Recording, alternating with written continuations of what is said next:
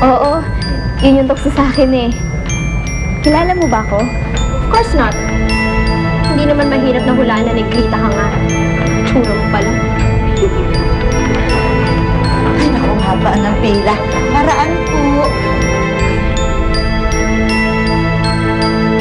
Misty! Sino ka ba? Hindi kita kilala, no? Let's go! Ay, sandali! Hindi ako maaaring magkamali. Ikaw nga si Misty. Kilala ko lahat ang mga batang inalagaan ko sa ampunan. At ikaw nga yung sinundo ko sa DSWD. Kapangalan ko lang yung Misty na sinasabi niyo. Hindi ako yon. Misty, ano ka ba? Huwag kang magkaila.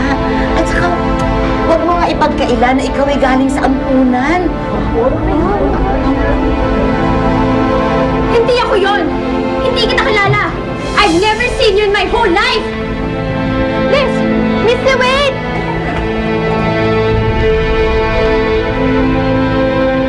Si Misty yun.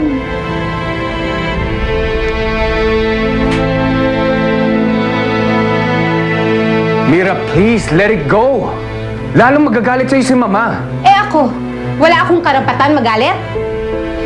Eh magmumukha naman akong tanga dito sa opisina kung ginagawa ni Alex ang trabaho ko. Mira, please, try to understand, please. Eh ako naman lagi ang umiintindi. Sana naman ikaw, intindihin mo ko. Pamilya mo, intindihin ako.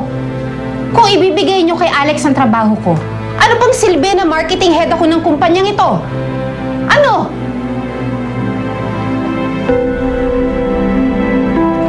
Sige, huwag ka na magalit. Kausapin ko si Mama mamaya. Mama, ba't hindi mo na nga lang paltan si Mira? I can do her job naman eh. Bella, dali mo na ako sa kwarto.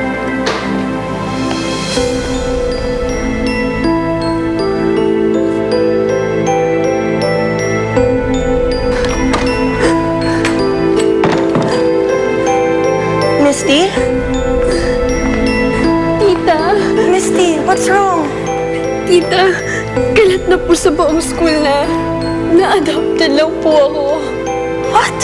Si Nita, yung Negrita na yon, nandito na naman siya.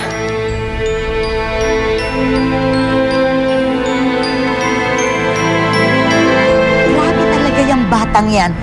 Parang sinaniban ng demonyo nang malaman niyang ampun lang siya. Eh baka naman po kasi hindi siya yung Misty na nakasama natin. Mapuputol ko, 10 daliri ko. Isama mo na yung 2 nilalaki ko sa paa.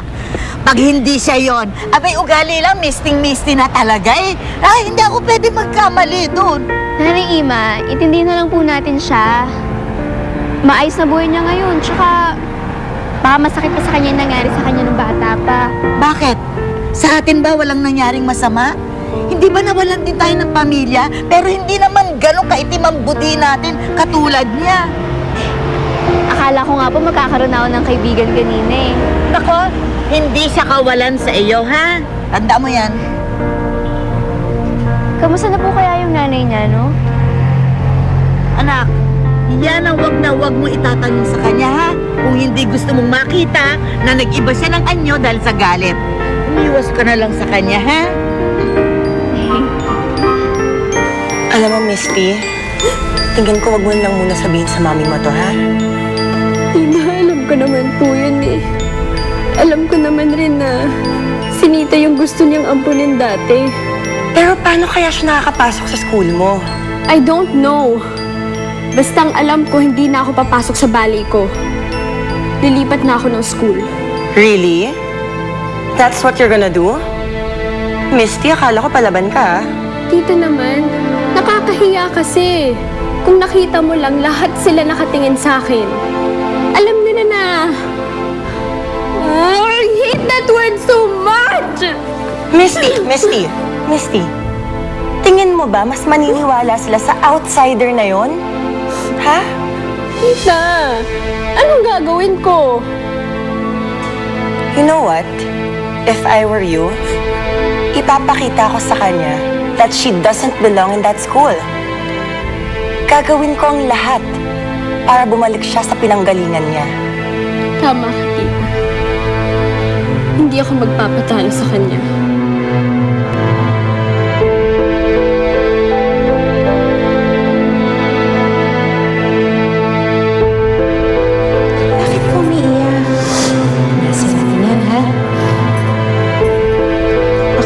Mira, ikaw, anong pangalan mo? Nita po. Kailangan mo nang umalis ha. Babalik ako.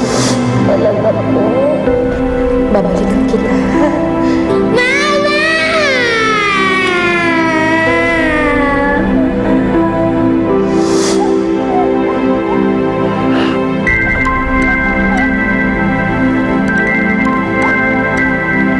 Ate Nita?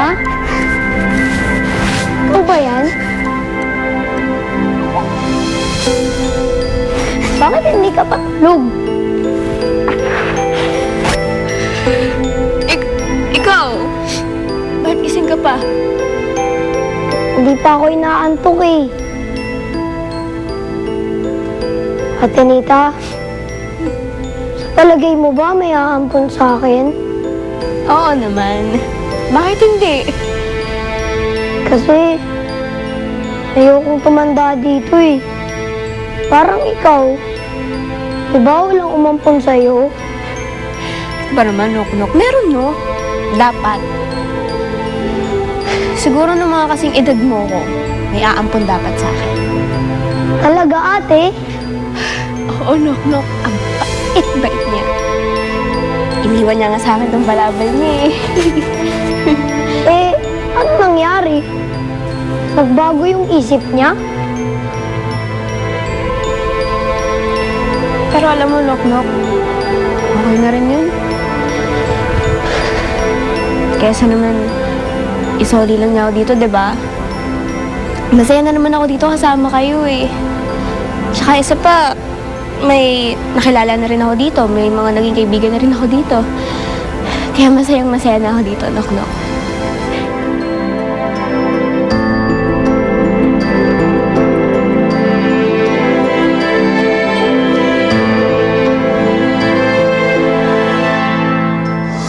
Alam mo naman si Mama, business will always be her first priority. So hanggat ginagawa ni Mira ang trabaho niya, edi hindi siya pwede tanggalin ni Mama. Yun naman pala eh. Madaling gawa ng paraan.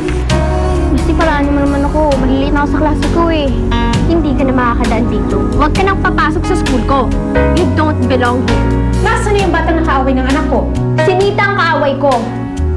Naalala mo ba siya, Mami? Kasi siya ang nagkakalat ng chismis na ampun na ako dito sa school. Gusto mo siya makita? Nasa gym siya, punta mo siya. Napanood mo ang mga nakakaantig na tagpo sa Nika Negrita. Hatid sa inyo ng New Best Ever Sun